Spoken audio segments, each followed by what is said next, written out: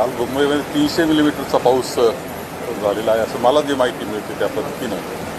तरी संपूर्णपणे मुंबईत तुंबलेले आहेत, रस्ते बंद पडले आहेत, ट्रेन्स खोळंबल्या आहेत.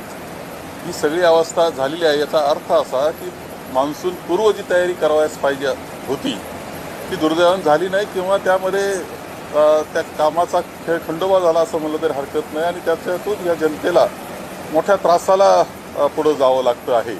ही वस्तुस्थिती आहे. मान्सून पूर्व तयारी ही फार महत्त्वाची असते मुंबईकरता.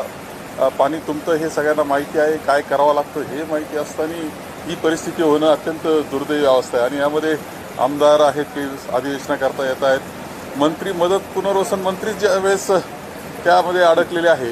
याचा अर्थ असा की ज्यांच्यावर जबाबदारी असते या सगळ्याची त्यांचं व्यवस्थित लक्ष नाही किंवा त्यांनी काळजी घेतलेली नाही हे सुद्धा सिद्ध होत आहे. हे खरं आहे की मान्सून पूर्व तयारी ही मुंबईकरता करावीच लागते की यावेळेस व्यवस्थित झालेली नाही याचा अर्थ एवढाच याचा अर्थ होतो आहे. म्हणजे प्रशासन म्हणून जी काळजी घ्यायला पाहिजे. आता खरं जे लोकनियुक्त अशा प्रकारचं जे स्थानिक स्वराज्य संस्थांवर लोकप्रतिनिधी येणं आवश्यक होतं ते टाळण्यात आलं, वर्षानुवर्ष टाळण्यात आलं.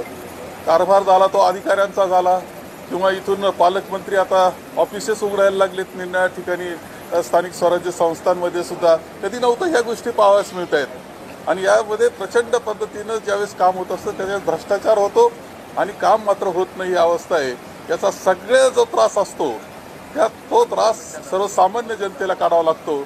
ही परिस्थिती आहे. सारखे हिट आणि रन चाललेले आहेत. धनदांडग्यांचे मुलं गाड्या चालवतायत. विशेषतः त्यामध्ये हे दिसतं का सत्ताधारी जे आहेत त्यांचे प्रतिनिधी, त्यांचे पदाधिकारी आणि त्यांचे मुलं यामध्ये प्रामुख्यानं आपल्याला दिसत आहेत. यात प्रामुख्यानं दिसत आहेत.